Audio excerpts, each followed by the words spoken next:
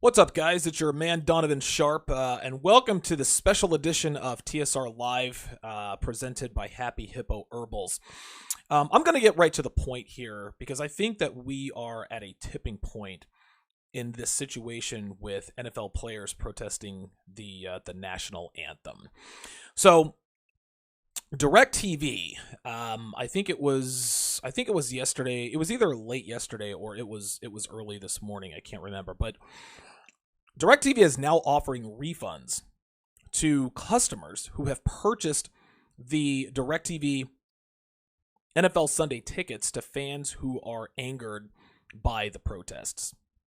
Now, I'm not a business forecaster. I don't have a business degree or anything like that. But I'm telling you what, guys, if people start asking for refunds, and it looks like they're probably going to, this thing is going to come to a head. And when I say come to a head, I mean that NFL owners are going to start requiring players to stand for the national anthem, and that's where shit's going to get real. Here's how this is going to work, guys. Fans are going to be getting refunds, okay? Fans have already stopped. The ratings for NFL games are already down, and I'll get to that a little bit later. But fans will start getting refunds. Fans who are not in favor of these protests will not necessarily, they're not going to start protesting. They're going to say, you know what, we're not going to argue with you. We're just not going to give you our money. They're going to start getting their funds from DirecTV. It's going to have a trickle down effect because now people who are season ticket owners, they'll probably either start selling their season tickets or they'll start boycotting the games. There have been talks of that too. All of that affects the bottom line of DirecTV, specifically with what they're doing with these particular refunds. Obviously, this will also affect the bottom line for the NFL as well as NFL owners. If these protests start to cost NFL owners substantial amounts of money, there is no doubt in my mind that these owners are going to start telling their players to either stop kneeling for the national anthem or they'll be cut from the team. And guys, make no mistake about the fact that they would be well within their rights to do so. An employer can terminate your employer if you behave in a way that they don't like. Okay, which includes social and political opinions. It happens all the time it happens with men all the time, every day. If a man goes against the feminist narrative and he voices it in one of many ways, he's gone. Okay, no questions asked. He's labeled a misogynist and he loses his job. Happens every day in this part of the world. We're all well aware of that fact. The funny thing is he could sue. He would have the right to sue. But he doesn't because he knows the system's against him in that the company's decision would be upheld in court because he's the wrong gender. Okay. If a woman got fired for the same thing and she sued, she has a much better chance of winning her case. But let's play out this scenario just for the sake of argument. Okay. DirecTV starts issuing refunds. They lose money. The NFL loses money. Then the NFL owners start losing money. The owners issue some sort of edict that requires players to stand during the national anthem to stop the financial hemorrhaging. If that happens, this whole protest thing then ceases to become about what it was about in the first place, which is police brutality, equality, etc., and all about what the owners can and cannot tell their employees or players what they can and cannot do. Okay? Think about it, guys. Think about this. Player X gets cut from Team X for what the team describes as conduct detrimental to the team. Okay? Which we all will know.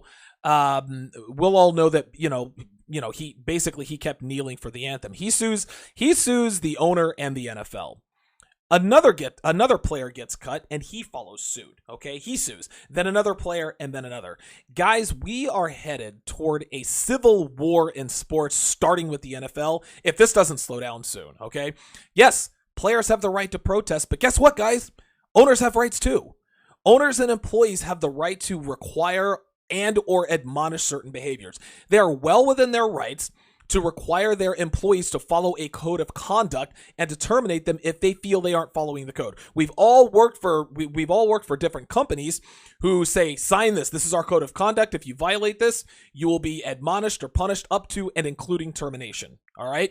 They have the right to say that if you keep doing X, Y, Z, or if you don't do X, Y, and Z, you will no longer be employed here.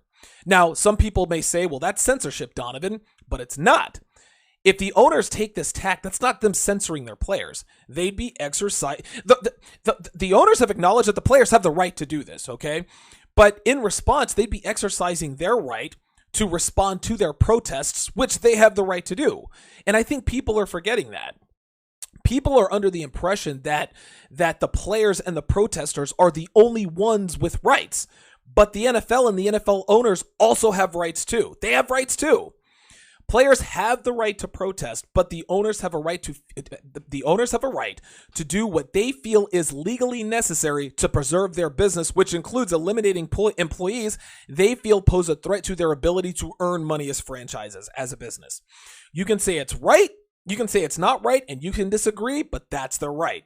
If I own a business and an employee of mine throws tomatoes at an American flag on his way into my office, and that activity hurts my profits, then I absolutely have a right to fire that employee in order to preserve my business.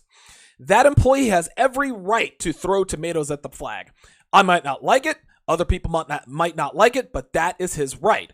But I also have the right to respond in kind to that behavior. People and players are bitching about the pushback against this protest because they don't understand, they're not acknowledging that the First Amendment swings both ways. Everybody has the freedom of speech, not just players. If a player kneels for the national anthem, that is his right. And it is also the right of the people to respond in a non-violent way and voice their discontent, which includes boycotting games, not tuning in for games, canceling their subscriptions with DirecTV, etc., etc. The disconnect is that people who are for the protest of the flag only want rights to be applied to them and not the opposition.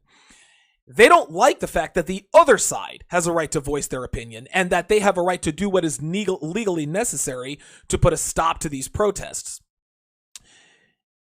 Gentlemen, people are tired of this, okay?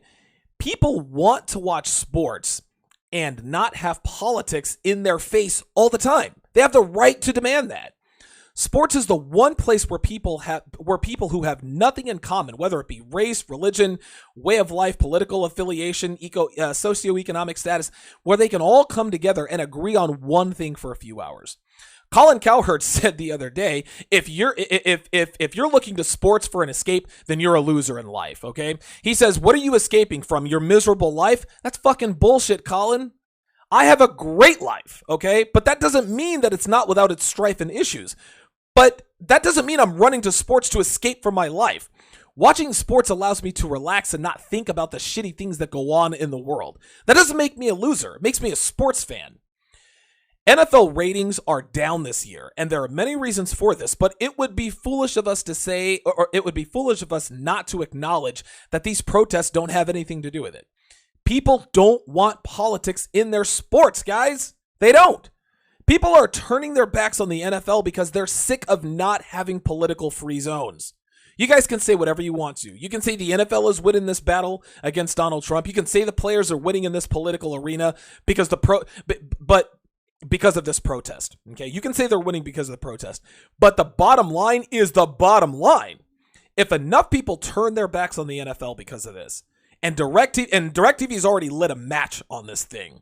If enough people boycott the NFL because of this, if enough people stop watching games, if enough people stop going to games, it trickles down to the NFL, the owners, and ultimately the players. The NFL owners aren't paying the players with their own money. They're paying the players with the money they generate from owning their teams. So I ask these players, what's the end game for the players? Are they going to kneel for the rest of the season? Are they going to kneel for the rest of their careers? Are they going to kneel and protest until police brutality stops? Okay?